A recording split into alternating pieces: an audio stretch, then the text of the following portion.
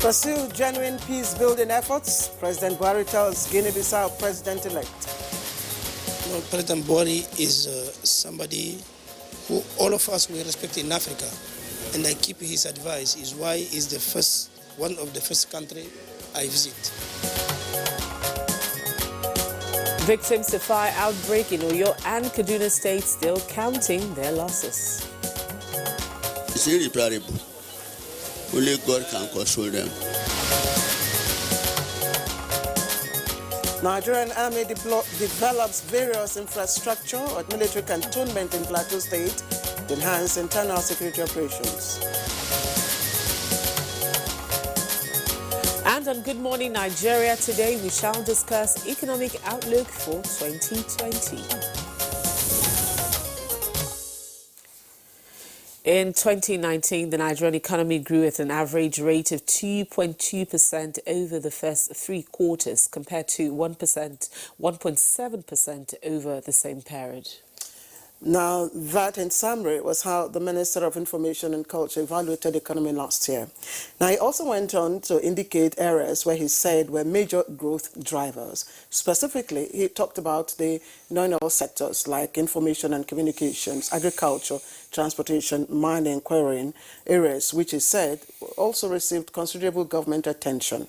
Now, macroeconomic indicators remained considerably stable last year on account of several initiatives by government, and indeed it got more exciting in the third quarter of 2019 with the signing of the 2020 appropriation bill into law, paving the way for the return of Nigeria's budgetary cycle from January to December. Of course, workers also had their way as the federal government began implementation of the new minimum wage. And just also a reminder, of course, of the new finance law 2019, which seeks to reposition our tax system in line with global best practices. Now, that's also to enable investment in infrastructure and increase the federation's tax to GDP ratio. But economic experts have also raised concerns about the impact of some of these indicators on the economy this year. Now, questions to ask will be, will the economy continue to grow as projected? Will it become vulnerable to domestic and external shocks? Some probing questions. A warm welcome to Good Morning Nigeria this Monday, the second week in the new year. We're glad to have you with us. I am Claire Adilabu Abdul Razak. Indeed, Claire, the die is cast. And so in continuation of the review and projection into 2020, our conversation will begin with a review of the economy in 2019. I'm Rhoda Anonam. Good Morning Nigeria is broadcast live on the network service of Nigerian Television Authority. And as always, we have our regular complimentary segments, and that includes the newspaper review, business, foreign sports, and entertainment news. But as always, the news comes first. And Joseph Johnson is here for the morning news. Joseph, I would say Happy New Year. Good morning. This is the first time I'm seeing you here. Yes, indeed. Happy New Year, Rhoda, and thanks for joining us. President Muhammadu Buhari has enjoined the incoming government in Guinea-Bissau to not only ensure inclusivity, but also pursue genuine peace-building efforts towards uniting the country for sustainable growth and development. This was while granting audience to the president-elect of the troubled West African nation, Umaru Sissoco Embalo. Is one of the first country I visit. We know President Buhari. We respect him a lot in Africa, because he's a great man, gentleman, and Pan-Africanist is why I'm here. The president told him that he has to be inclusive, basically, and has to pursue peace, that because without that, there will be no development for the country, and that the ultimate reason for becoming a head of state is to deliver development. One person has been confirmed dead, while 2 others sustained high degree of injuries as a result of the fire that gutted Akeson Market in Oyo Town, Oyo State. The whole market was destroyed in the inferno. Similarly, another fire incident occurred at a furniture area and shops of not less than 100 traders in Iyagonku, Ibadan. And barely 24 hours after a gas explosion incident in Kaduna, another fire outbreak destroyed property worth millions of naira at a building housing offices and bank along Ahmadu Bello Way, Kaduna. Totally everything has been lost. So we want to commiserate with the market men and women for the loss. It's irreparable. I was called that fire burn everywhere. And this is my two shop. Everything has gone. I don't know even what happened. Well, we are yet to ascertain the cause of the fire, but as you can see, we are doing our best to make sure that we bring the fire under control. The Inspector General of Police, IGP Mohammed Adamu, has placed police commands and formations nationwide on red alert. This proactive measure follows intelligence report that's equal to the recent killing of an Iranian general. Some domestic interests are planning to embark on massive public disturbance and sabotage. In a statement by the Nigerian police, the IGP consequently directs zonal AIGs and command commissioners of police to ensure maximum surveillance and security of lives and property across the nation. The IGP also directs police commanders to ensure strategic deployments of both overt and covert police operatives to ensure adequate security and safety of citizens, foreigners, especially diplomats and diplomatic missions domiciled in Nigeria, as well as the protection of critical national assets. Meanwhile, IGP has assured all Nigerians and foreigners resident in Nigeria of adequate security. In the meantime, to boost troops' morale and enhance ongoing internal security operations across the country, the Nigerian Army is developing various infrastructures in army barracks. The Chief of Army Staff made this known on an inspection tour of some of these projects in the Maxwell Cantonment Headquarters, 3 Division Nigerian Army, Jos, Plateau State. Of interest here is the dam that is under construction and is about to be completed. That will serve the water needs not only of the barracks community but of the neighboring communities of the barracks, especially the host communities. Still talking about infrastructures now in Abia State, President Muhammadu Buhari has expressed determination to address infrastructure deficit in the southeast region of the country. Minister of State for Mines and Steel Development, Uche Oga, who presented or represented the president, gave this indication while inaugurating and handing over erosion and road rehabilitation works at Uzuakoli in Bende local government area of the state. That everything is possible. Everywhere you go, you see the projects are being completed. He doesn't believe that every project should be left uncompleted. It's a joy that I'm here to witness the huge reception that this community has organized. Towards complementing the federal government's efforts in alleviating the suffering of women, especially the less privileged, Nigeria's First Lady has donated food items to groups in Gombe State. That the First Lady of the Federal Republic of Nigeria remembered Gombe State in this kind gesture. We really appreciate that and we're very grateful. We pray the Almighty will replenish her and increase her in good health and good leadership. Men and youth are the core heart of the First Lady, Aisha Muhammadu Buhari. She deeply cares for the society and the members of the community. And finally, government policies and programs aimed at improving livestock production, especially cattle, have been identified as key to national development. It is against this background that offering of free cattle vaccines to about 100,000 cattle in Adamawa State was inaugurated.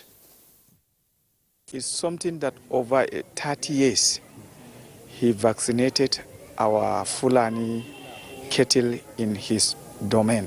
Abun zai taimakawa, zai kawo mana lafiya a canunmu da kuma Fulaninmu gaba ɗaya za su samu lafiya da zaman lafiya.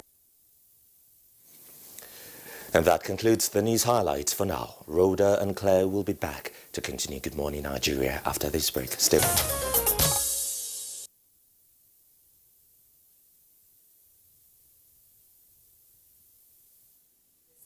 As state government advised to deliver on critical infrastructure for economic growth. Let's get more details from our business news correspondent, Comfort Amodu. Key Key players have lauded President Muhammadu Buhari's strategic plan to deliver on critical infrastructure and increase local production of food in 2020.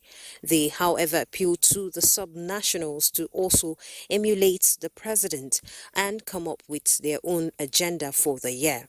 We will be feeling the impacts of all these policy positions and all that in our neighborhood, and that is where it is important, so that growth, development is not felt on the highway, it's felt on the back streets.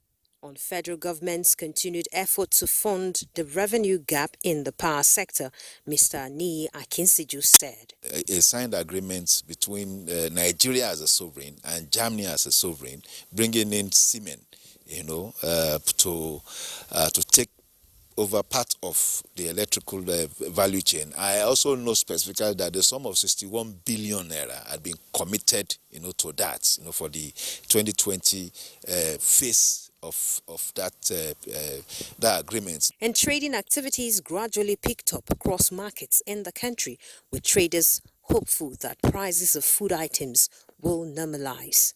And let's say in June we are buying 1 cow, 2020. But when dry season come, cow they buy 220, we are buying 250, 280, 300,000 naira. We are selling, sometimes we get 7,000, 7,500, sometimes we get 5,500. So the high price where it goes is 11,000, 12,000. That's the higher price. You understand?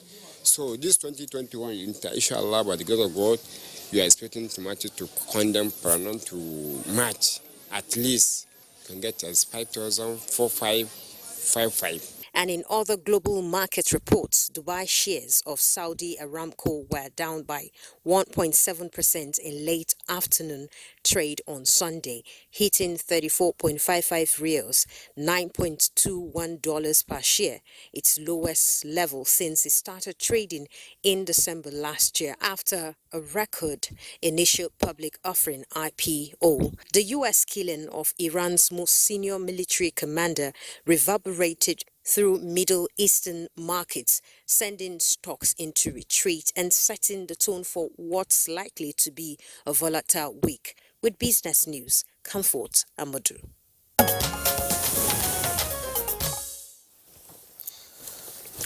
All right, many thanks, Comfort Amadou, for that business package. We have newspaper review coming up next.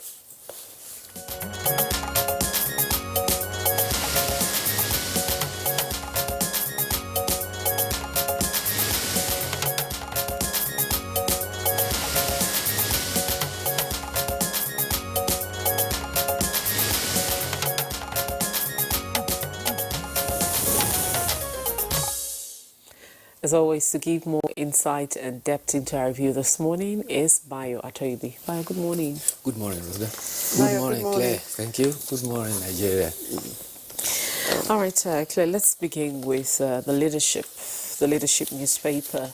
On the leadership newspaper, just below the nameplate, it says sulfur regulation, ship has to pass 240 billion naira $1 billion freight cost to Nigerian consumers and others.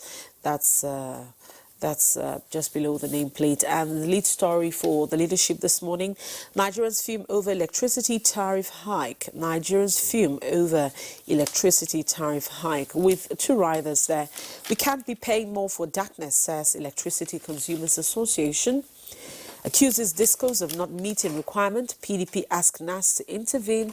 It's a welcome development, says disco. That's the lead story. It's on page 4 with the riders there.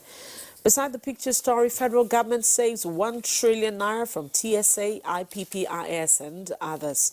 That's just beside the picture story. Now let's go below the picture story. U.S.-Iran standoff, IGP places policemen on red alert nationwide. That's on page 37 of the leadership.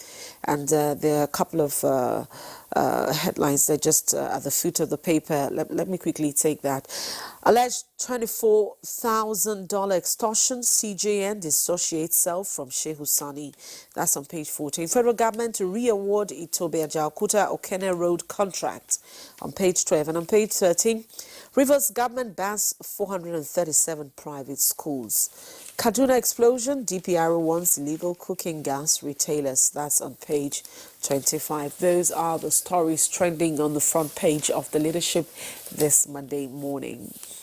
All right, let's quickly turn attention to the Nigerian pilot and its lead story. It's boldly in red, and it's a red alert.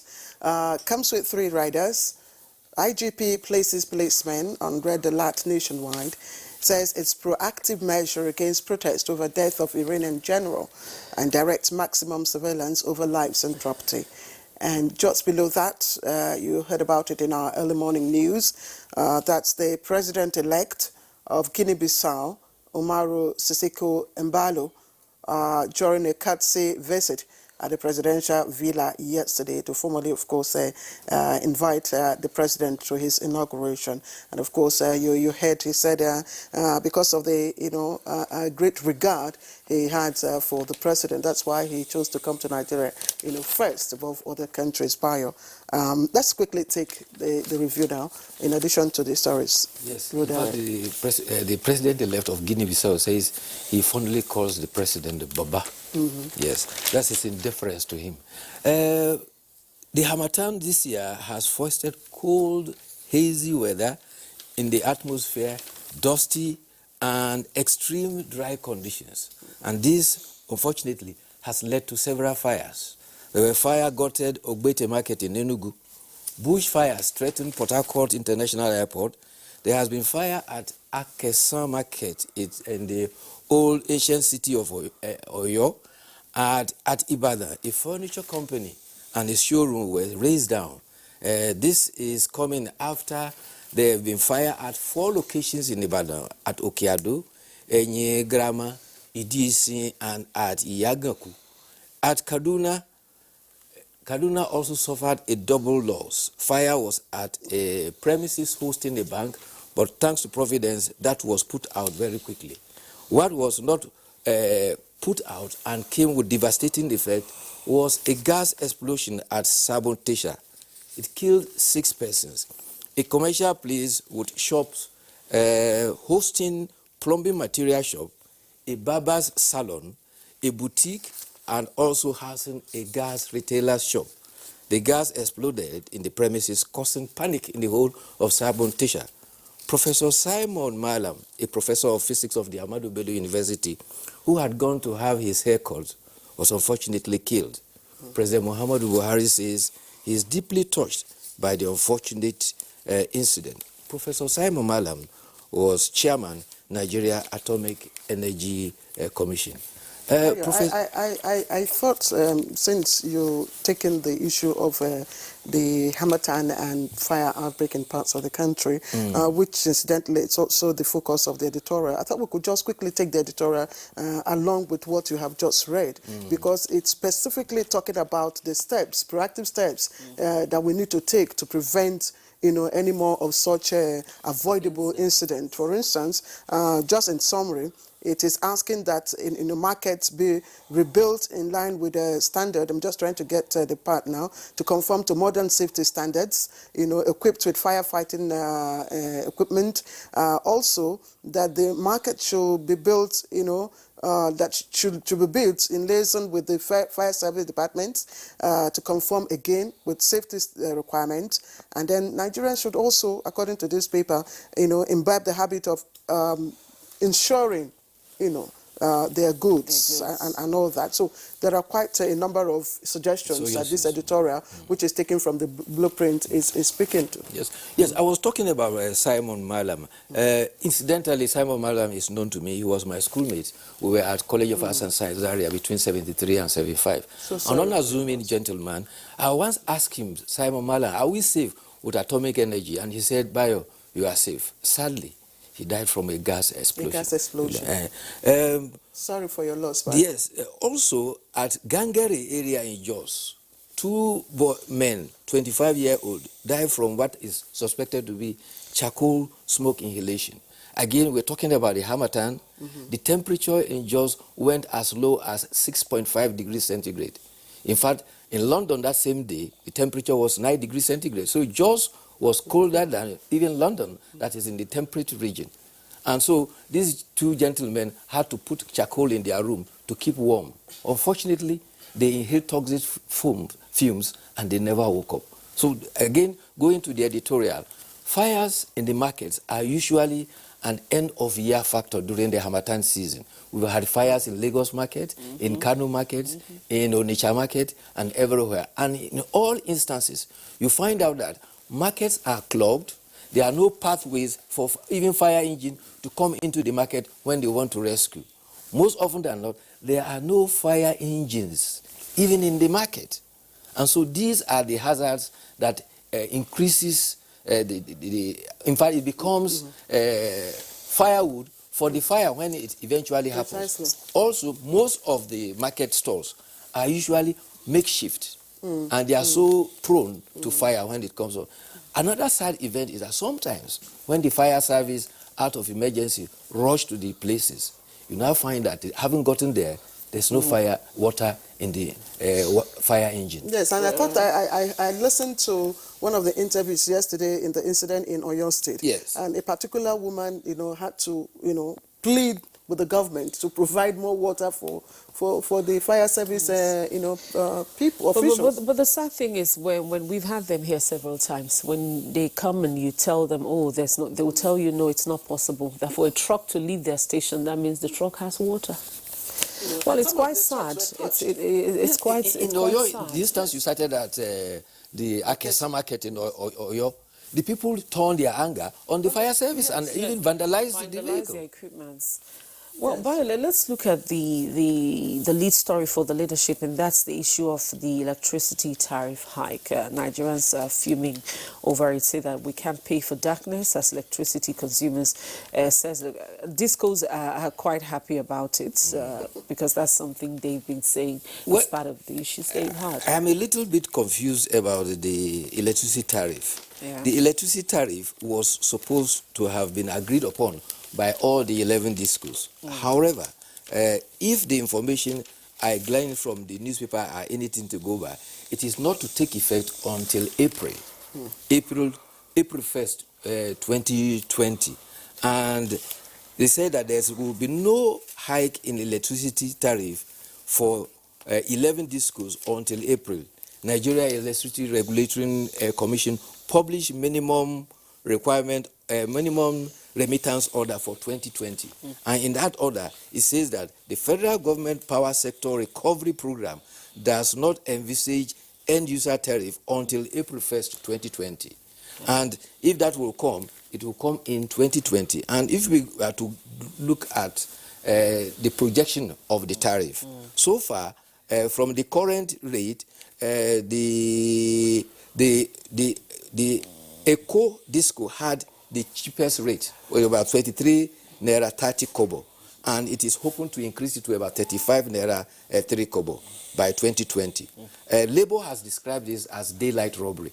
The highest of them all is from, I think, Ikeja Electricity Distribution Company, 35 naira 5 kobo as tariff. Kano also had 44 naira 70 kobo per tariff. By percentage, Kano has the highest, about 48.5%, and the least was coming from Eco Distribution Agency, which is about 36.4%. But it is not to take effect until first But in of all of April. this, in all of this, one thing we kept saying over and over again is that Nigerians are not bothered about paying for the services they get. Like Rhoda from there, the complaint is that how can we pay higher for darkness. How did he put it, Rhoda? Darkness. For darkness. And that's why, effort should be geared towards even making the meters available. Once you've got your meters, that the metering system, once you've got your meters, I mean, you control what you consume and you pay for it. But I've also, which is very true, and not everyone has a meter as it stands. I've discovered that truly, sincerely, from personal research, from my personal experience as to where I live, because a lot of the houses in that estate have meters. The light is kind of a bit regular there, because they know that when the light doesn't come, they're not making anything, and you're not paying. Well, in my own little experience, the reverse is the case. Really? People who have meter suffer a lot of blackout because those who depend on what is called periodic estimate will gain nothing from them. And you go that across the street, where people have illegal connections, where they go often to go and do periodic estimates, but these are gaps. they have reliable power than those of us who have meters. Bayo, these are gaps that need to be addressed. By whom?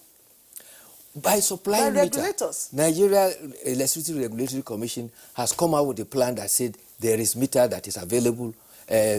Single phase, I think it's about 37,000.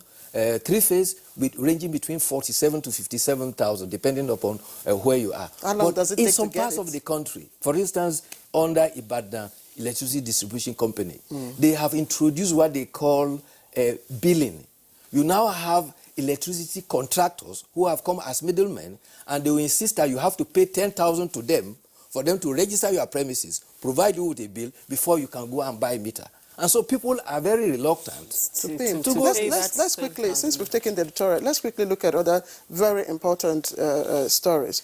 The lead story on the front page of the Nigerian Pilot, which is the red alert, emanating from what is going on in the Middle East, the escalating tensions in the Middle East. And the IGP has said, look, everybody has placed policemen on red alert nationwide. Isn't this provocative? It has a potential to raise cause for concern. And that is why the police is not leaving anything to chance. General Qasim Suleiman was killed by a drone by the United States in Baghdad. He was buried over the weekend. And there has been demonstrations in Iran calling for revenge. And Iran has threatened to withdraw from the nuclear agreement it had entered into. And the United States has threatened that if Iran carries out its revenge mission as it has alleged, it is going to attack 52 sites, representing 52 hostages that were held, American hostage that was held in 1979 in Iran. So tension is on, and the precaution that the Nigerian police is taking under the direction of the Inspector General of Police is that AIGs and Commissioners of Police must be on alert and surveillance to ensure safety of life and property, particularly that there are groups that have sympathy to Iran and are likely to come out to demonstrate. Already there are demonstrations in Iran and parts of the Middle East, and even in the United States, there are demonstrations in California and other states against the potential of America going to war again. Look at, Rhoda, do you have other stories? I have this one too, just trending below the Nigerian Pilot. Alleged 4 million naira extortion have nothing to do with Shehu Sani, and that's attributed to the CGN. Details of that on page 7. Quickly, that was what I was going to raise with by now. That the CGN disassociates from Shehu Sani. Yes. Okay. Well, perhaps the one that interests me is a 32-year-old man from Dalakano who has been arrested and paraded by Department of State for that fake video purporting that president was going to wed 2 ministers. He was paraded by the DSS, and this shows that there is freedom of expression, but you have freedom for responsible expression. If your expression is irresponsible as to affect the integrity of another person by parading falsehood, you'll be held responsible and accountable. All right, Bayo. Red flag. See you tomorrow. Tomorrow will be another day. Thank you so much. All right, you're watching Good Morning Nigeria. We'll take a short break, and when we come back, we're discussing the Nigerian economy, the economic outlook for Nigeria in 2020. Our guests are already here this morning. Of course, it's going to be a very, very inciting and very wonderful conversation. You do want to stay with us. All right, you're welcome back, and you're still watching Good Morning Nigeria. Now, our focus this morning is on the economic outlook for 2020. Nigerian economy in 2019 deferred predictions of likely plunging into a negative growth pattern to exhibit resilience amidst weak revenue generation. Nalia Katumba Batunde in this report chronicles the performance of the economy, identifying major drivers.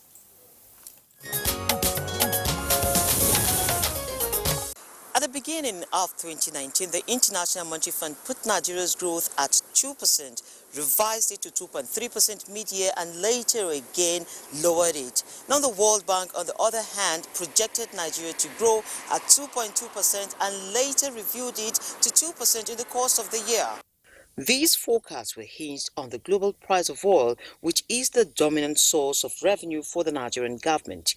However, the non-oil sector in the course of the year picked up activity driven by agriculture and the services sector. In the course of the year signed the Africa Continental Free Trade Area Agreement AfCFTA, closed her land borders to curtail massive smuggling that has impeded local production capacities and crowned her fiscal reforms with a finance bill. Now we are well positioned to effectively implement the budget and deliver our promises to Nigerians. The Central Bank of Nigeria played a key role in ensuring price stability, stable exchange rate, and ensuring more lending to the real sector. Initiate moves towards improving lending to the private sector and urge other intermediary institutions in the financial sector to support these initiatives by improving their credit delivery to boost output growth. The Monetary Policy Committee kept its rates in check in the face of growing headwinds and uncertainties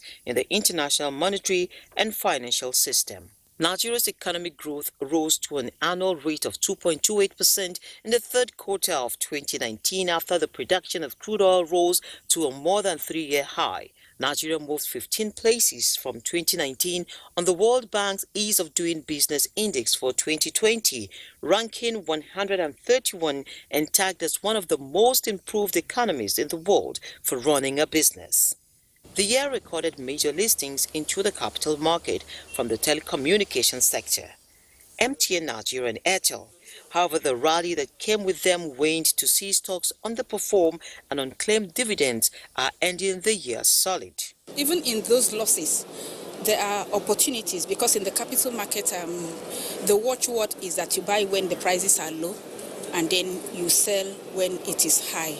Government released 1.212 trillion naira's capital budget for 2019. External reserves remain in comfort zone at $39 billion, and excess crude accounts closed the year at $324.968 million.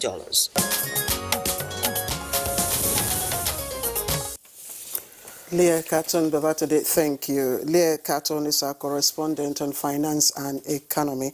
We appreciate that package, Leah. Thank you very much.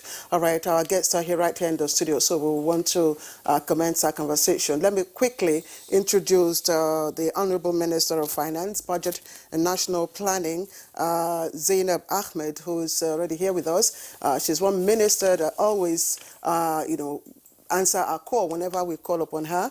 We're very glad to have you, and we do appreciate you, madam. You make our work very easy. Thank you very much. Thank you. Good morning. We also have another individual who also deserves really great respect and commendation, Dr. Emeka Okengo, who is a development economist. Thank you very much for always being with us. Farmer. Thank you. And a farmer, he prefers to be called a farmer. We have two other guests. They will be joining us in the course of our program, and as soon as they come in, we'll introduce them to you. Rhoda. All right, thank you very much. Let's begin with the Honourable Minister. Before we begin to delve into 2020, let's look at the performance of the 2019 budget as regards to the programs of this administration, of course, infrastructural development. Well, good morning, Nigeria. The 2019 budget, as you all know now, is a short budget. It literally was a 6 months budget. But despite that, we have been able to ensure that personnel emolument salaries and pensions are paid 100%. And also debt service is also 100% performed. We've also been able to release recurrent expenditure funding for ministries, departments, and agencies 8 months out of 12 months. And we have been able to release, as reported by Leah, 1.212 trillion naira. And this is, if you compare it to the previous year, 2018, that we released 1.7 trillion. And that's a full year budget. This is 6 months. So that's a very credible performance for the 2019 budget. We made sure that the capital releases were targeted at the infrastructure ministry. So the lion's share of those funding went to the Works and Housing Ministry and then to Transport and Aviation. In releasing for recurrent expenditure, we made sure we prioritize releases for health as well as for the education sector, because largely the expenditure is recurrent. So we have done well in terms of the growth as well. As reported earlier, the GDP was it wasn't the 3% that we projected, but it was 2.28%, and we're hoping that the 2.28%. But we're hoping that the fourth quarter will be even higher. So then in the next 2 or 3 weeks, we will see the fourth quarter and therefore the annual performance for 2019. It was a year that the country did better than what was expected by global experts. And we're seeing 2020 also following the same path. The monetary authorities had tried, and they did well also in terms of stabilizing the naira. Inflation started inching up from around October, and that's largely driven by increase in food prices. The closure of the border that happened, we anticipated that kind of reaction was going to happen, but we believe after some time it will stabilize, and that's what happens normally when you have any change in an economy. The first impact you see is in inflation. It goes up, and we're still expecting maybe some still gradual inching up because of the introduction of the VAT in 2020, but we believe that after about a quarter, or worst case half year, it will moderate and then begin to go down. International observers, financial observers, have looked at our macroeconomic indices or indicators and have adjudged our economy last year as slow but steady. Well, slow and steady is not a bad thing to be, but 2020 we want to move very, very fast, because we realize that growing at the steady rate we're doing is not going to make the kind of change that the president has directed must happen. The president has directed that we must pull 100 million Nigerians out of poverty, and for all of us ministers, that is our major focus. So whatever we do, we have to keep that eye on the ball. We have to make sure we're creating more jobs and reducing employment and pulling as many Nigerians as possible out of poverty. And that's the reason why when we did the finance bill, you find that the finance bill was largely targeted as making businesses easy for the very small businesses, because we believe that's where the economy needs to really grow and stabilize from. When you reduce the cost of doing business, the businesses will prosper better, they will grow, and then they can employ more people, and more people will be pulled out of poverty as a result. Every ministry has their focus of what they're doing to contribute towards that reduction of poverty. One of our major contributions in the Ministry of Finance, Budget and National Planning is to reduce the cost of doing business for small, medium enterprises. Talk to us a bit more on the growth drivers, because we understand that the non-oil sector did well, information and communications, according to what the Minister of Information said. Could you talk to us about these growth drivers and what policies push them? Okay, so the non-oil sector has been doing well. In the third quarter report, it grew by 2.47%. And what we've seen is consistently every quarter it grows. And the total contribution of the non-oil sector to the GDP is also growing. But it's growing at a rate that we need to increase the rate of growth, because that's where we want to make sure that the growth relies more heavily on.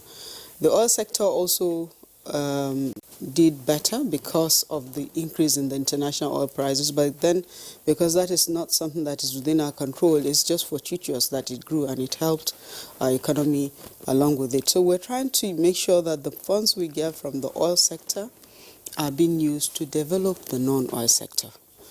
We are also making sure that we improve the ease of doing business by reducing the cost of doing business to make sure that small businesses grow Some of the policies that have been done in the past have helped largely the medium to large businesses. We have like significant trade incentives, tax incentives, but those are affecting the medium to large enterprises, not the small ones. So the Finance Bill was targeting that segment. Well, you've spoken to us about really, to a large extent, what the 2019 budget, the performance level. Now, let's look at the 2020 budget of about 10.594 trillion naira. What is this budget hinged on? Again, it is its target is to grow the economy, in a manner that is sustainable. And sustainability of growth, by the President's interpretation, is we must make sure that the growth is inclusive, that as many Nigerians as possible are doing something productive and therefore adding to the growth of the economy. The main benefit, one of the main benefits for us of the minimum wage increase is that there will be more resources in the hands of more people, and therefore household consumption will increase, and that also helps to drive the economy. So it is the public servant that got the increase, but it has a large multiplier effect. And we made sure that by December, we had implemented the minimum wage since July. And in August, we paid the arrears that is due for the minimum wage level. But by December, we were able to pay the consequential adjustments that affected all cadre of civil servants, including pensioners as well. What this does is it gives people resources in their hands, and we will see increased consumption in the first quarter of the year as households spend more and more buying goods. We just hope that the concentration of the purchases will be for made in Nigeria goods, because that is what will drive the local businesses so that they can produce more. Rhoda has actually fast forwarded to 2020, but I'd just like to take you back again to our public debt profile. I know you've been talking about it, the fact that to over $80 billion, the public debt profile, that's both domestic and foreign debt profile, is still, when you compare to GDP, ratio to GDP, is still way below our benchmark of 25%. But some watchers, economic watchers, have expressed concern that, we might also still be moderately at risk of debt trap if we do not, service those drivers, infrastructural, deficit, for instance. So, what's your response to that? Are we likely again to be captured into this debt trap? If we don't grow revenue, the risk is high. But if we grow our revenue, our debt to GDP is still less than 25%. And that is lowest amongst our comparator countries. I've said this before, that the Brentwood institutions, World Bank, IMF, recommend that an economy the size of Nigeria could borrow as much as 50 to 55%. So we're not targeting borrowing 50 to 55%, but we must borrow to build out critical infrastructure that will be the driver of growth. Yeah, but if you consider the fact that you yourself said in one of the interviews that we've recorded continual shortfall in our monthly, revenue projections. So if we consider the size of our revenue, what we have, well, I don't know. We will get into 2020 to see what is, the plans to shore up our revenue in those aspects. Well, I've consistently said that what we have is a revenue problem, not a debt problem. And the revenue problem is a problem we must all address. We don't have an option. We must address this revenue problem. We can't say because our revenues is low, so we now sit back and just accept that it is low and continue to allow it to be low. So what we're doing, all of us, economic ministers, all of what we're doing is also try to show up revenue. And we're concentrating on growing revenue from domestic sources. So when you enable businesses to grow, they contribute to the economy, they pay taxes, that is what is sustainable. So 2020 budget, back to Rodat's question, would you consider it as the best start, since, of course, the economy plunged into recession, since we came out of it in 2016? Would this be the best start, or are we still stable? Well, the fact that the budget was passed in December is something that we really welcome, and also it will help us to fully implement the budget. So our plan in the Ministry of Finance, Budget and National Planning is to, already we have put processes in place to pull together enough resources to enable the critical infrastructure ministries to start working immediately. We have released the first bunch of funds already to the Works and Housing Ministry. It's never been done like that within the first week that they have resources. So we want work, because for the works sector, the dry season is the best period to give them resources. Once the rains set in, then their work is limited. So when we get nearer to the rainy season, our focus will be to release funding for the agricultural sector and the sector supporting the agricultural economy. Now that you're talking about infrastructure, I know that the federal government has continued to emphasize, that its priority is on developing infrastructure, physical infrastructure, due to the impact it has on the economy. But compared to 2019, we saw a 30% increase in capital expenditure, which has dropped to about 22%. What's your take? Well, the ERGP's target was that we should have a minimum of 30% capital expenditure. Okay. But again, because of the low revenue outturns, we had to reduce this in the 2020 budget. And also because we were mindful of not taking on too much debt within one budget cycle. But we're using our funding, the government funding, to act as a catalyst for more funding for infrastructure development in the country. We're going to concentrate in 2020 on enabling third-party financing for developing critical infrastructure. We've started already in 2019 with the Road Infrastructure Tax Credit Fund. We have the Presidential Infrastructure Development Fund. So we're going to do more of such, where government puts some of its money, and then we have private sector financing to together with government financing to roll out more infrastructure. So we believe that we'll still have even higher volumes of infrastructure deployment, even with the lower capital contribution. Let's look at inflation. Earlier on, you talked about the fact that with the implementation of the new minimum wage, of course, workers now have more money to spend, more spending power. Pensioners now have more spending power. Nigerians generally have more spending power, which, of course, we know the impact on prices of goods when you have more money driving fewer goods. Inflation right now, our inflation is still at double digits. So, what's your explanation for that? Well, we are working closely with the monetary authorities to ensure that the inflation does not rise too much.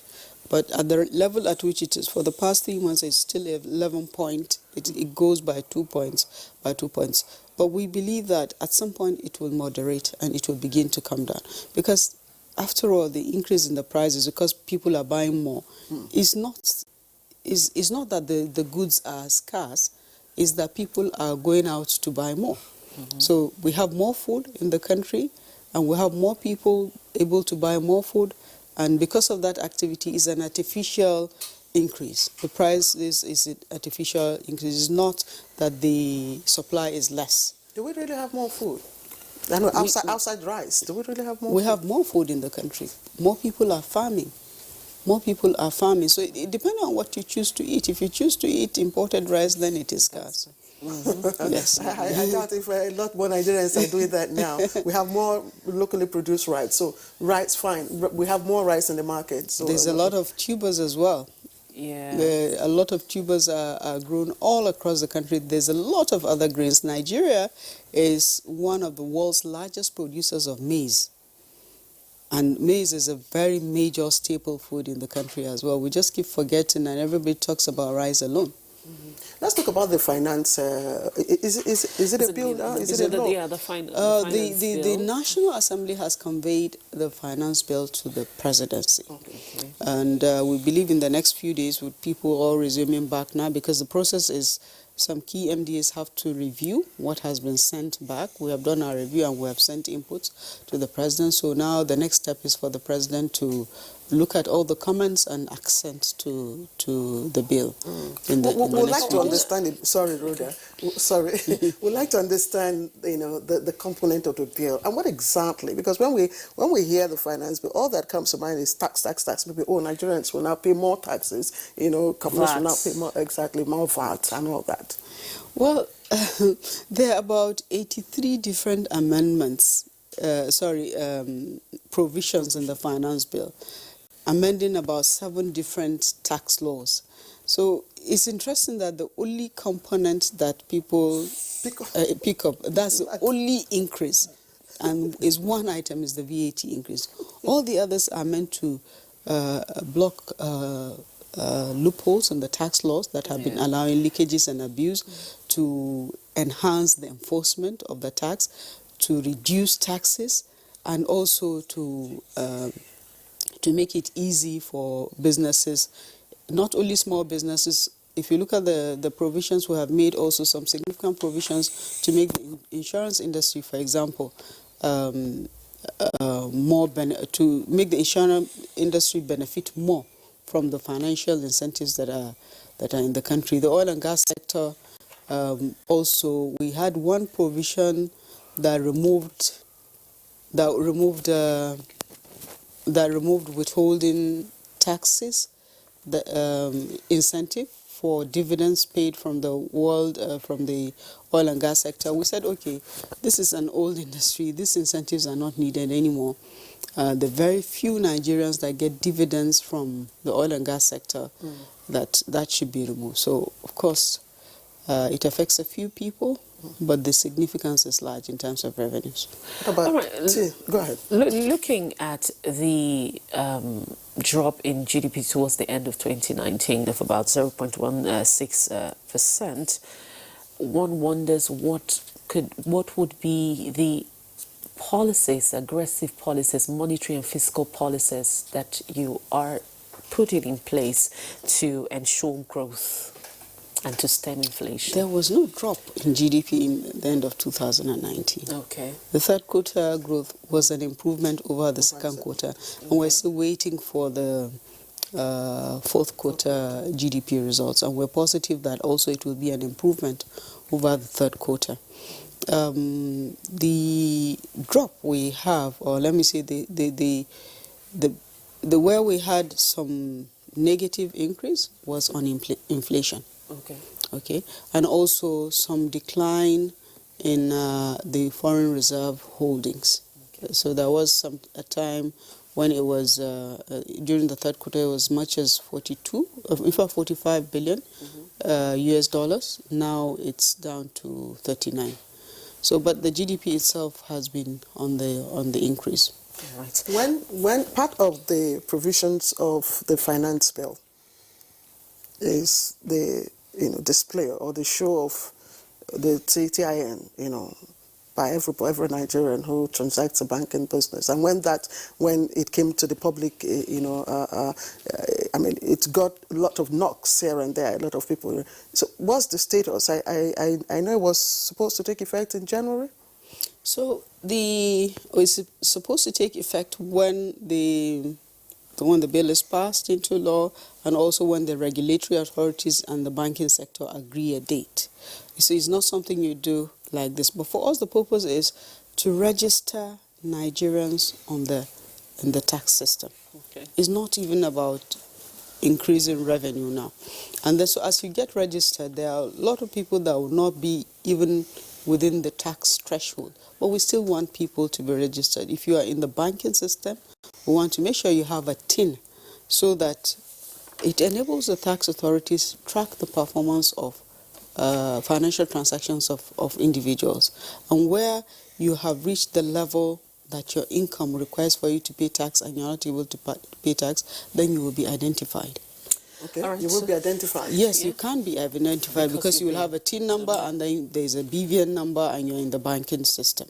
So you will be identified. We need to just encourage Nigerians to do their citizens' responsibility to pay taxes when taxes are due to be paid.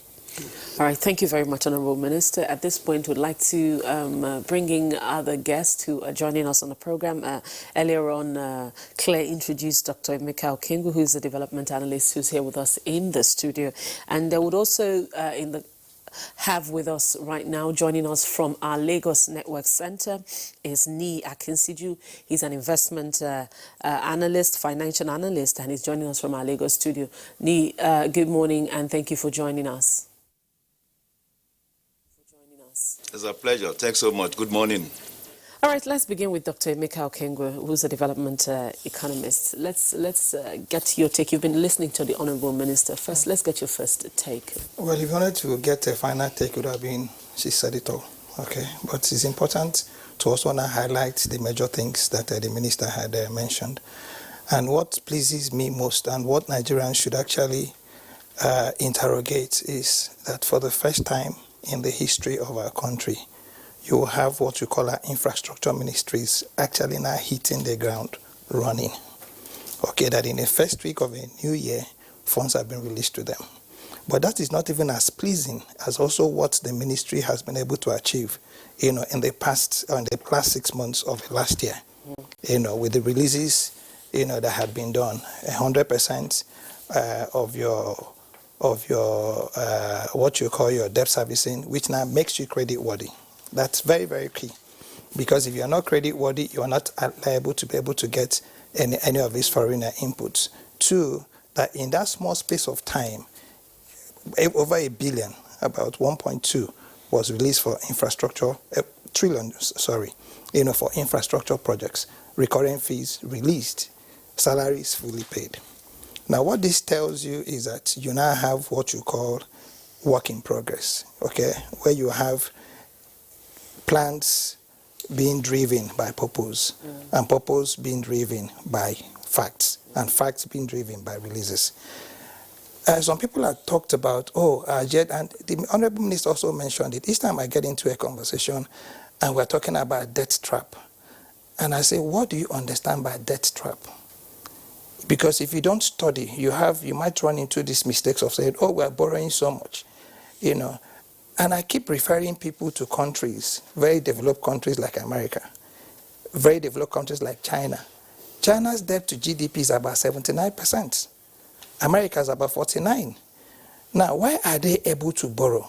They are able to borrow this much because they have infrastructure, okay, that is now supporting production.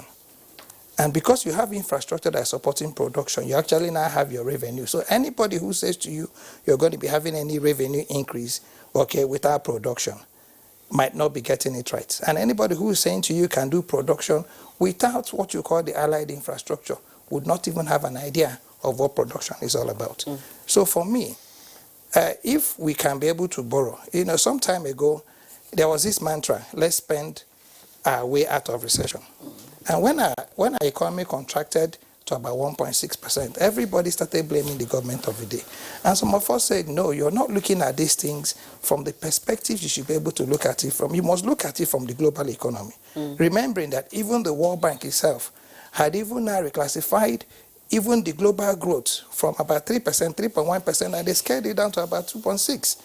And we've been able to grow conservatively for 12, straight quarters, and we're now at 2.3, okay, is something that should be pleasing. But for me, I think where government should be able to put a lot of its attention, at the federal level, we've done very well, trust me. But my worry is, how is Madam going to be dealing with the subnationals? I think that is where the major issues will come from. And this is where the expectations of government are most. Considering that when you're talking about agriculture, which is a sector where I am playing at both the policy and, of course, the practitioner levels, you begin to now wonder if we are not all moving at the same pace with Madam's pace. I would have expected that by now, at least 19 states should have signed their budgets immediately. The federal government signed their budgets and then aligned a lot of these their infrastructure projects, to what the federal government has done. Because the last time she was here, she also said the federal government was even not stepping out of its way to take some of its loans, on behalf of the on behalf of the states. So I expect that for us to be able to have a smooth 2020 going forward. It's a decade for Nigeria, trust me, and I can tell you because I know. I've been privileged to be part of, one or two programs that government is doing in the background, especially in the agricultural sector, and it pleases me. Of course, you know that my main area is mining, okay? And the moment government signed that G2G with the government of Russia, the next challenge will be for us to be able to now understand the segments that actually will now get you or get your steel to be able to deal with your infrastructure. And that is understanding what happens at the minerals, the metals, and then your steel sector. Why have I mentioned this? It is a major revenue driver. Okay, it is. That's the mining sector. Yes, if you understand the trajectory, okay, if you understand what needs to happen, the mining sector can actually, create so much jobs, so much revenues, just by getting Ajokuta to be able to now get aligned to what you call the metals and what you call the mineral sector. Okay, Dr. Okengo, let's pause it for a while and get Dr. Akinshiji's also evaluation of 2019 economy, and take along with you Niyi. He talked about the fact that infrastructure, of course, we will need a lot of infrastructure to support our production, and that's if we don't want to get into what has been called debt trap. Do we have the requisite infrastructure to do that? Of course, we don't have as it is now. If we are talking about the level of our capital formation, it's very low.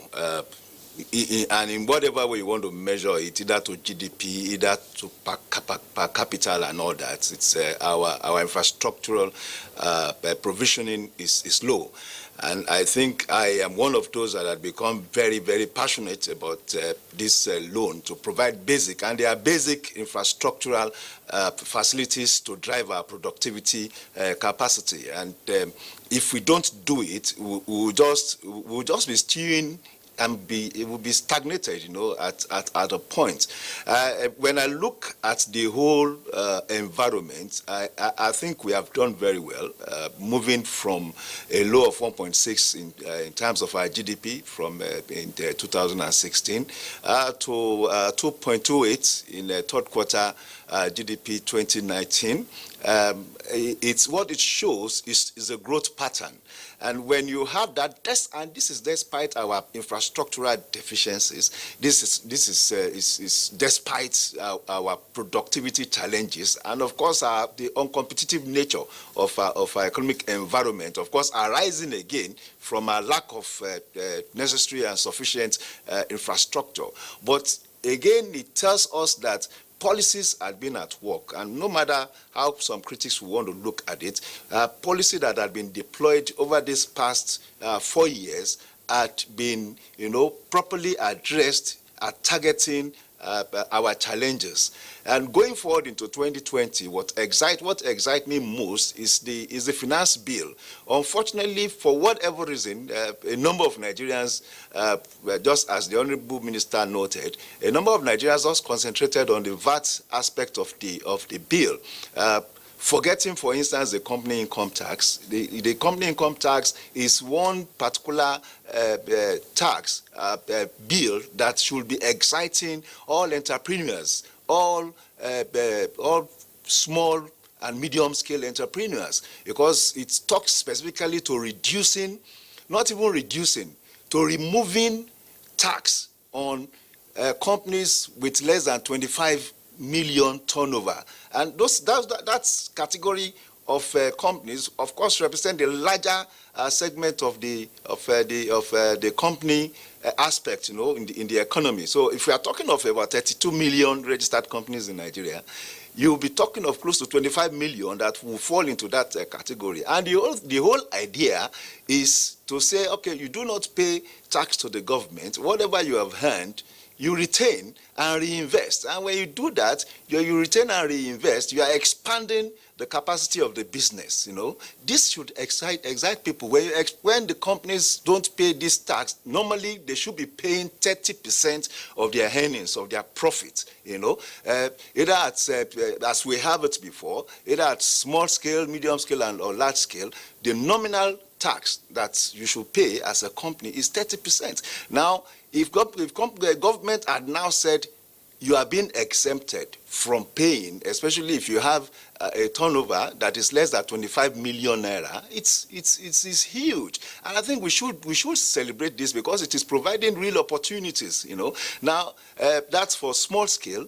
For the medium scale, it has reduced from 30% to 20%. So it's and that's medium scale is between 25 million and 100 million.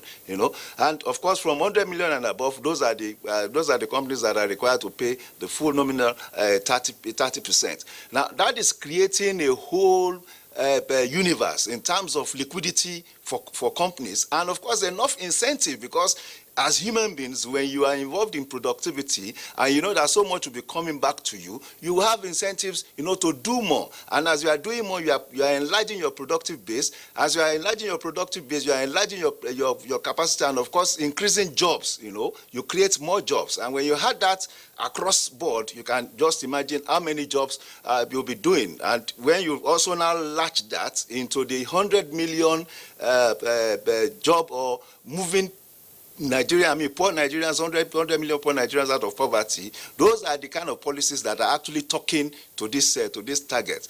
And I also see a conversation between the fiscal and the monetary authority. And what do I say?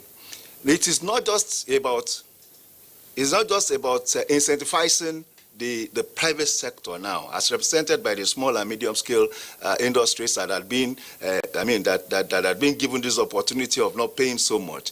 The fact that over the last, I think about 3 or 4 months now, we have seen a lot of activities in terms of returns, yield, on our treasury bills and bond, and of course the limiting of companies, of locals, that is non-banking sector, and individuals from the CBN, from being involved in the CBN treasury bills sales and all that.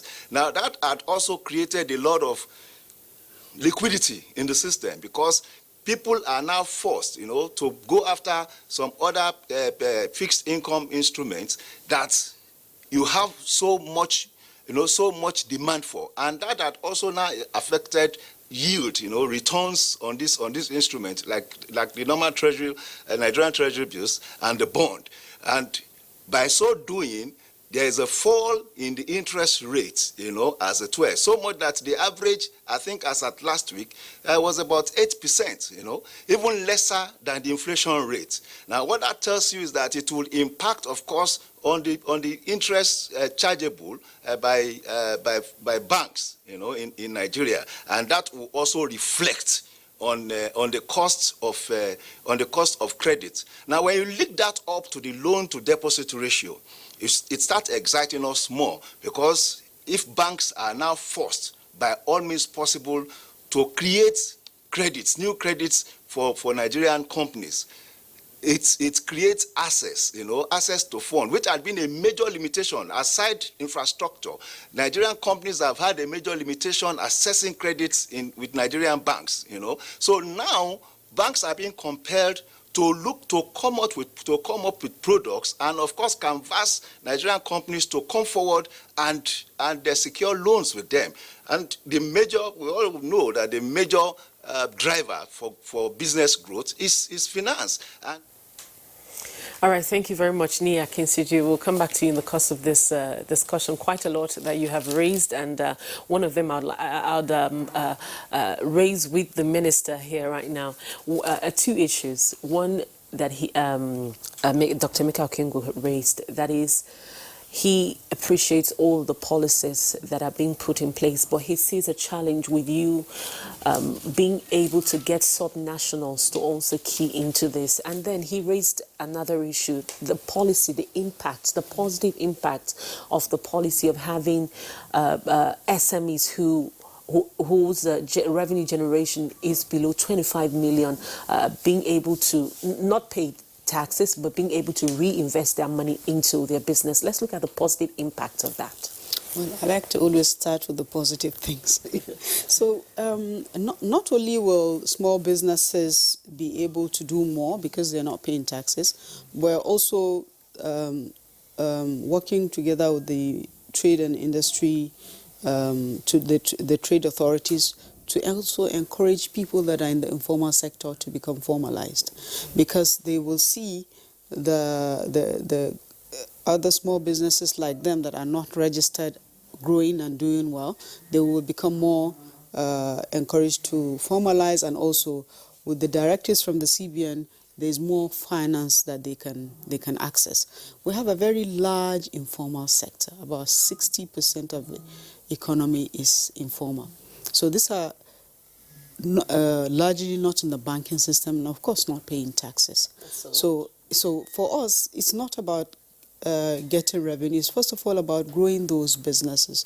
When those businesses grow, like I said, they will their productivity will increase. They will employ more Nigerians, and at the end of the day, they will grow to the level of a medium-sized business that can begin to pay revenue. We knew when we were doing this, perhaps one of the implications is we don't get all the revenues we want in year one, but we expand the base.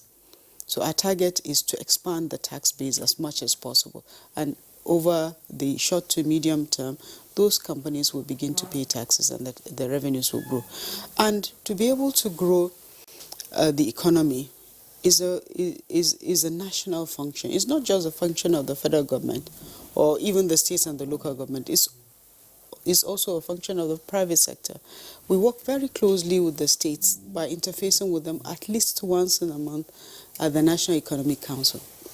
So for every policy we're going to take, we run it through the National Economic Council for their own feedback, for their own thoughts, and also they see what we're doing early on so that they can also complement what we're trying to do. So every month in NEC, there are at least 3 ministers that will come and present one aspect or the other of activities that the federal government is undertaking. And we have a plan that is already been set to start developing a new national plan. And the states will be a major driver in this. We're going to do it together with them. I don't know how I'm going to put this question, but some people will say that when you give, in terms of incentives, when you give with the right hand, you also take with the left hand, take back with the left hand. That's with the provisions in the finance bill and all that. Is 25 million for a small business company, is it too small to be taxed? Our assessment is that any business that has a turnover for the full year of 25 needs that break of not paying taxes so that they can invest more in their businesses. And then we reduce the taxes for the medium-sized businesses from 30% to 20% so that they can have more resources to also plow into their business. These are the largest employers of labor. The federal government, the state governments, the total labor force that the government employs is no more than 1% of the population. The largest employer of labor are the small, medium enterprises, not even the large businesses. And if you want to grow in a manner that is sustainable and inclusive, you have to make sure a lot of Nigerians have some meaningful work that they are doing. How do we check? How do we evaluate or monitor? Because this might leave a gap where companies begin to reduce their, So for us in the finance sector and the economic sector, that's our biggest task now. Together with the tax authorities, the trade authorities, and the monetary authorities, we're setting up processes to make sure these incentives that are given are not abused. And if we work together and we look at the monitoring from different perspectives, we'll get it at the end of the day. That's why it's important to have businesses formalized, because once you're formalized and you're in the banking sector and we have a means to track you, then we'll be able to assess your performance. The last time I came here, I spoke to you about Project Lighthouse, which is a project where we have data from different sources pulled together, and we can actually mine that data and identify a company or a taxpayer and be able to see a history of how they are performing. So we'll be able to track this. It's not going to be easy, but we will try our best to make sure we are able to track performance. Just before, I know Rhoda wants to take Dr. Emeka Okengo. I'm just going to ask one, question, and that's basically how you hope to, because if you look at the budget that was presented to the National Assembly initially was 10.3. So we have, we have approved 10.6. I'm sure that's it. So we have a deficit of about 3 trillion naira. 2.7. 2.7. Yes. 2.7. So how do we hope to finance that? Are we going to borrow more? Sorry, not 2.7.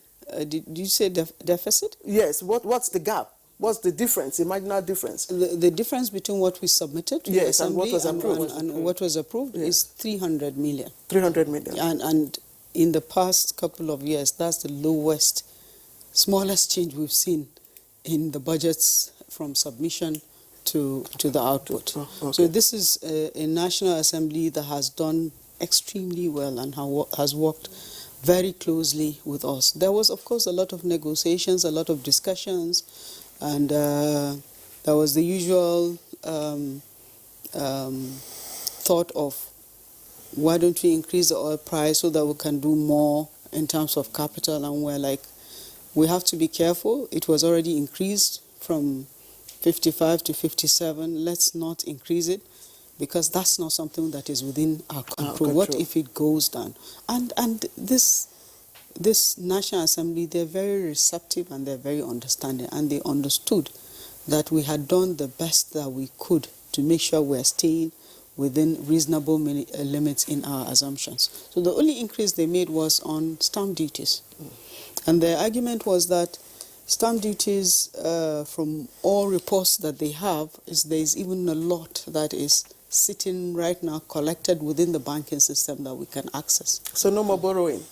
No, there will be borrowing. There will be borrowing. That's the reason why the increase was 300 million, right? The total borrowing we have to do for 2020 does not change from the increase in the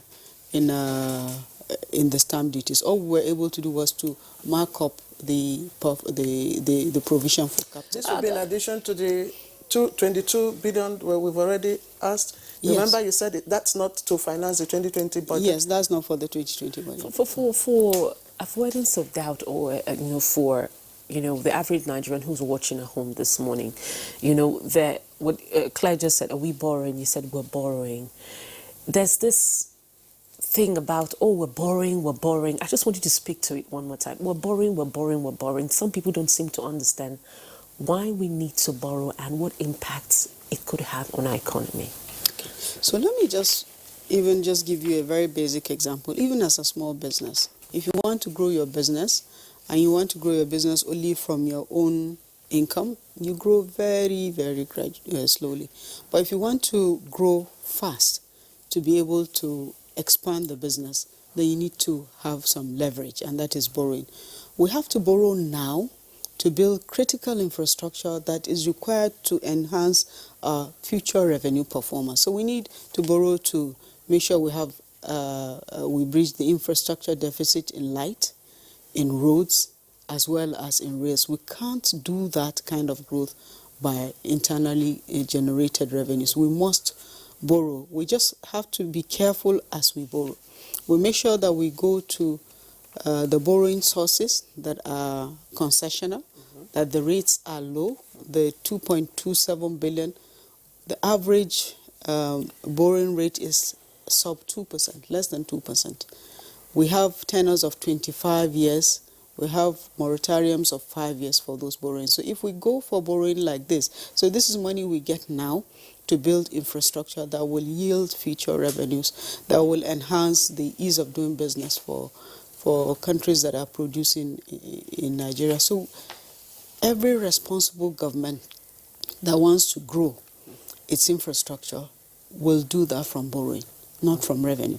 Use your revenue for social services, to service salaries, to service health and education, but to do major infrastructure, you do it by borrowing. Thank you very much. Let's bring in Dr. Emeka Okwengu. Nigeria rose 15 places up in the World Bank Ease of Doing Business just last year. But economic experts are saying that we're likely to see a high cost of doing business due to multiplicity of taxes and, of course, the issue of infrastructure. Could this be true? If not? Why would it be true? You've been listening to the Honorable Minister. Well, based on what assumptions? Based on what perceptions? Based on what facts? Okay, Honorable Minister has told you that the finance bill, okay, has taken care a lot about these multiple taxes. But let me tell you what ease of doing business is all about. Okay, first and foremost, it's all about trust. Okay, second is all about infrastructure. Third is all about your legal, frameworks. Fourth is all about your return on investments. Right?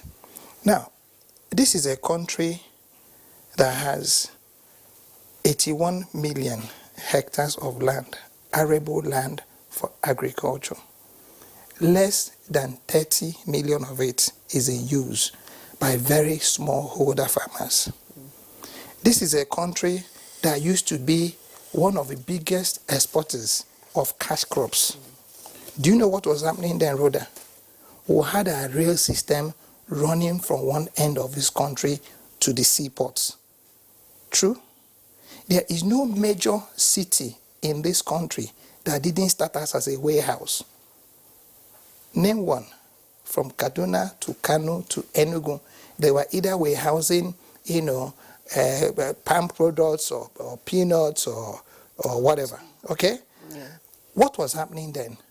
What was happening that you had this connected intermodal system of transportation that linked your dirt roads to your major highways, to your rails, and then to your seaports.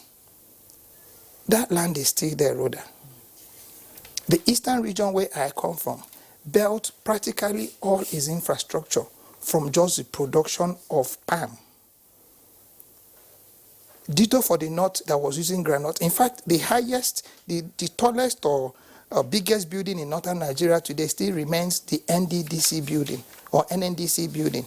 It was built from products that came from the pyramids of Kano. That land hasn't disappeared. It's still there. What has happened is that you don't now have infrastructure to be able to now, first and foremost, ramp up and be able to move the volume that you need to unlock your values. Okay? Honorable Minister keeps talking about revenue drive. And I said to you, revenue is all about, skill and production. And the last time I came here, I said to you, I do a lot of road trips. And every typical Nigerian will tell you that the cocoa belt is in the southwest Nigeria. But rather, please, anytime you're driving from Ajokuta and you're heading towards Ubolafo, you're going to be seeing pods of cocoa on the streets, on the highways, bigger than pumpkins that come from that Ajokuta axis. You're going to be seeing practically every cash crop. If you know how much soursop sells in the streets of London, if you know how much avocado pears sells in the streets of London, okay, I'm not even talking about locally here. If you know how much ginger, I have a friend of mine who is German, and he says to me, listen, I have this contract sitting on my laps to take 40,000 metric tons of ginger into Germany if I'm able to get it from Nigeria, but it has to be organic. What will make it organic will be infrastructure. Okay, will be extension services, will be skills, which is what the Honorable Minister is talking about. So I think what we should do as Nigerians is to, like I keep saying, begin to look at these things from facts. This is a lot of people do fact-checking that says to you, in 6 months, I released 1.2 trillion for capital. Go and check it. All of us live in this country. We are driving the roads. We are not saying the roads are 100%, perfect. Okay? But we are saying that there's a lot of work in progress. Roads are being commissioned. People are going back. And because you now have your yearly, each time when we celebrated the return of the 12-month calendar, Honorable Minister also now, explained why. And she says, listen, the dry season is the best time for you to be able to do your roadworks. And then you keep this budget up till May, when you're hitting your rainy season, and that you start releasing money to Ministry of Works. What can they do? Dr. Kambo, let's put you on hold too. You are a farmer. You prefer to be addressed as a farmer, yes. And the agri sector is one sector where farmers have continued to smile to the bank. In fact, I think they are the richest set of. We've not conducted any poll, but they seem to be the richest set of Nigerians at the moment. So when we come back after this break, we'll be looking at how we could sustain, even though agri sector is not also doing as much as projected because of certain factors. So we'll look at how we can sustain this monetary value that sector has garnered after the break. You're watching Good Morning Nigeria, and today we're reviewing the economy in 2019 and also projecting into this year. We'll be right back. Don't go away. All right, welcome back. You're watching Good Morning Nigeria. We're looking at the economic projections for 2020. We have the Honorable Minister of Finance here with us. Dr. Emeka Okengu is still here with us. We still have Nia Kinsuju in Lagos. But first, we are getting your contributions and your thoughts via Twitter handle at NTAGMN.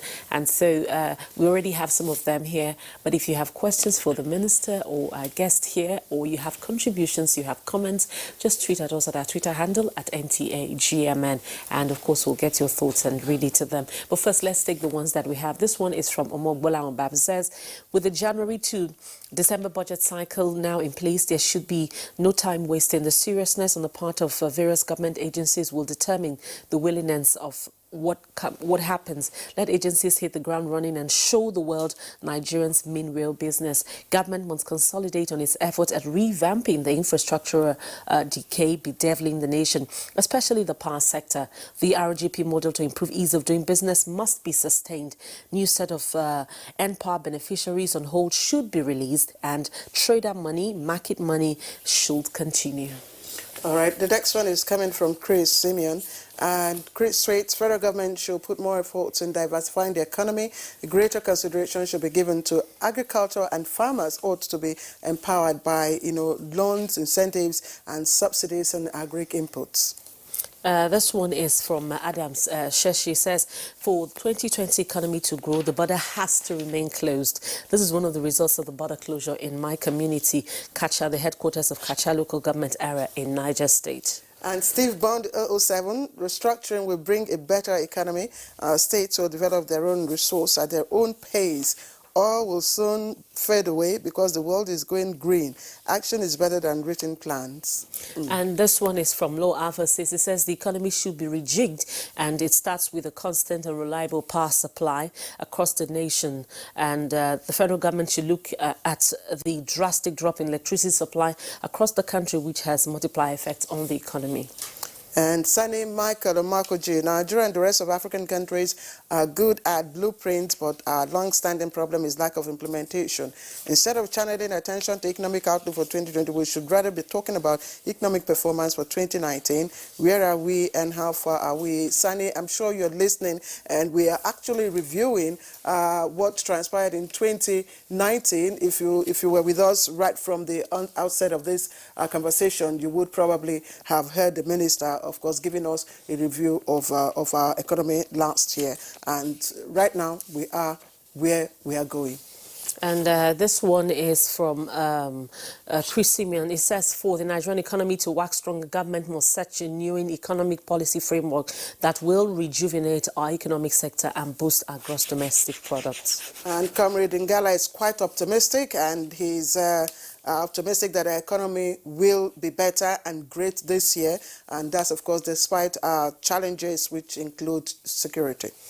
And this one is from Badamosi Haruna Adamu. He says, backing on measures that improve poultry, forestry, and fishery subsectors of the economy, whose contributions to the agricultural production have been very low over the years, making deliberate efforts to increase small-scale enterprises in Nigeria. You just heard the Honourable Minister and, of course, our guest here speak to that, what is being done in terms of having more small-scale entrepreneurs do better in their businesses. Indeed, contained in the finance bill, there are quite a lot of incentives which will be coming your way. Now, Idangaset Williams says, taking a critical look, growth is constrained by, one, weak macroeconomic framework with persistent inflation, multiple exchange rate windows, forex restrictions, distortionary activities by the central bank, and a lack of revenue-driven fiscal consolidation results. We'd like to thank all of you for your tweets. Don't forget, we're still, we can gain some more time, so we're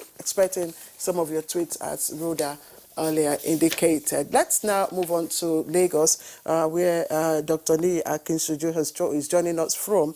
Dr. Akinsuju, I know you are quite optimistic and a great advocate of protectionist measures. Of course, someone has tweeted that the border drill should remain closed. But looking at some of the measures that new measures that have been put in place, such as visa on arrival policy and the you're smiling, and of course the minimum wage. Do you still think this is? What are your concerns? Concerns? No, I do not have concerns, especially of the negative type. Because for me, policies don't act don't act alone.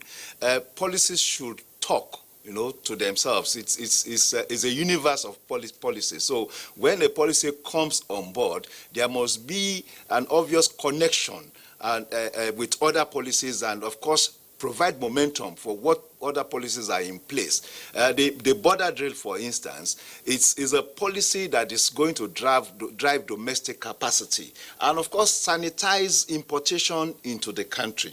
I noted earlier, in another edition of this program, that just about 4% of our international trade are transacted at our along our land borders. So, which means they are not exactly too significant. But the terrible thing there is, if we do not also control imports along those borders, they also distort our domestic productive capacity, and we need to put that always, before us. The truth of the matter is that we have lost 30 years of initiative to build ourselves, to build our infrastructure, and of course to provide the basis for growth. Either we like it or not, the truth of the facts, the figures that we've had over the years, is that we have made so much from oil. Oil and gas are supposed to create growth environment for us and diversify into other sectors. But unfortunately, we have not done that. It is just now that we are beginning to be practical along that line. And to that extent, it means that we need a period of cooling down. And that's well, people will say I am a protectionist by advocacy, but the truth of the matter is that at this point in time, we need to close shop, especially along our opportunistic borderline. That is one. Then two, if we are opening up Nigeria to other African countries, it also means that we are creating traffic. No matter how deficient the liquid cash in the pocket of a traveler, when you encourage a traveler that has something specific to do, and I'm very sure that policy does not talk to people just walking into Nigeria. It talks to people that have specific things to do in Nigeria, but that coming into this country will not be an Herculean process. It is a process that is made easy for other country indigenous of other countries, citizens of other countries to come into Nigeria.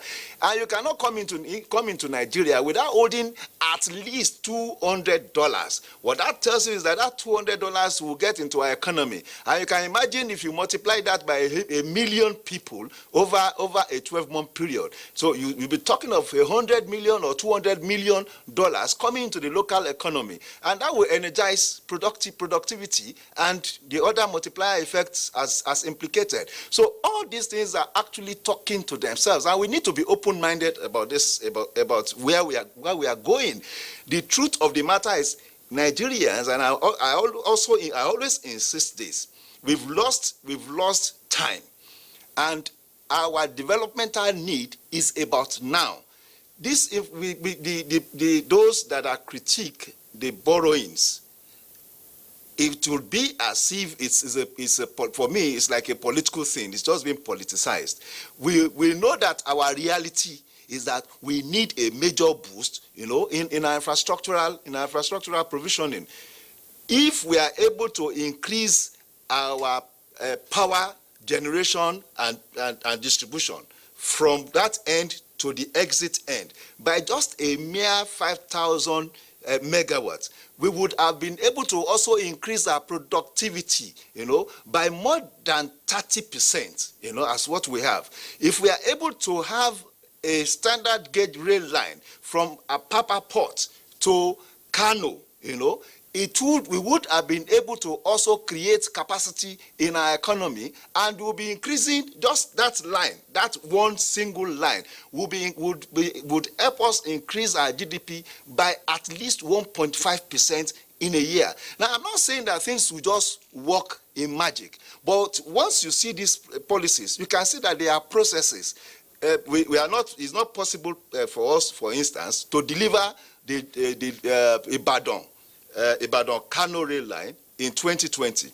But in starting it, in commencing it, you are creating jobs, you are creating domestic demand, for construction, activities in that sector. People will be buying, those that are building will also be buying more of cement, you are creating new articulated cities along that line, because as the rail lines are being built, there are settlements, communities that will also be creating economies around that construction line. So once you have all these different activities going on, yes, they are borrowed money, but the borrowed money would also create economic activities in whatever they are being applied. Either you are boosting the electricity generation, you are building roads, you are building railway lines. From day one, we start feeling the impact in the domestic economy.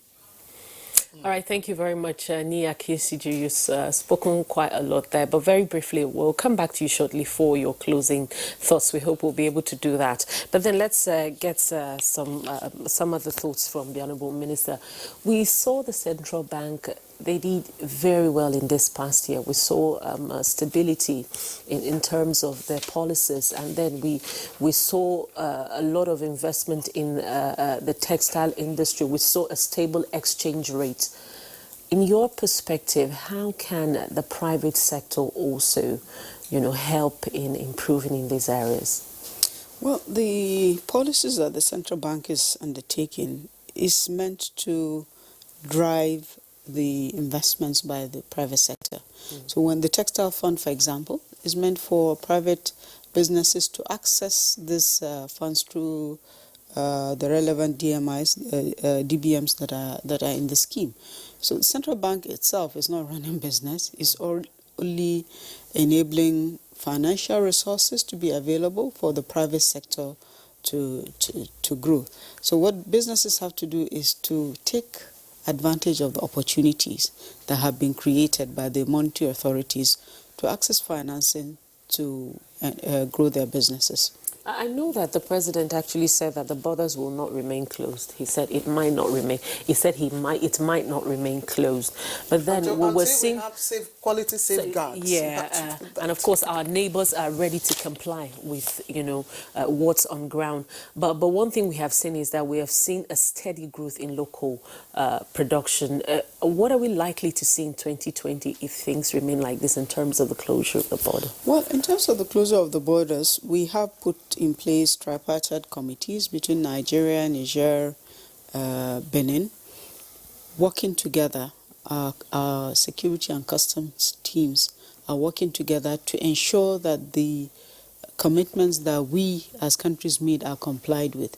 So they are monitoring the borders together, they are monitoring the movement of goods together. So those teams, when they get to a level when the combined teams, including the Nigerian team, say, okay, we have enough sanity, then the borders, then they can now recommend to the Mr. President for the borders to be open. But before then, we have to make sure that we have enough comfort that the controls are working. Because if we don't do that, the African Continental Free Trade Zone Agreement will become effective. and all countries' borders that have committed, including us, will be wide open. So if there are no respect to those protocols, our country can be taken to the dry cleaners. Our local industries will be the ones to suffer. And as much as we have responsibility to our neighbors, our greatest responsibility is to our local industries. We have to protect them from the negative trade practices that our neighbors have indulged in the past. Just the last one, and very brief, Honourable Minister. You talked about, structural challenges, of course, that impede our revenue generation and all that. But again, you started with the return of the budget cycle. You started releases with the power sector. With the works with and housing. housing. Yes. Are we going to see more budgetary, normally the challenge is late releases. Are we likely to see that, or is it a thing of the past? It's not a thing of the past. It is not late. Late releases is we're going to try to address it, but whether we can release full amount of the budget, that is a long stretch for us, because we still are working within the revenues that we have, and then within the maximum that we can borrow as allowed by the 2020 Appropriation Act. But what we're trying to do is to adjust the timing, to do these releases early during the year, more quickly, so that the funds will be available for implementation throughout the course of the year. What about power and so our priority is always first the infrastructure sector. Yeah. So the next round will be addressing transport, power.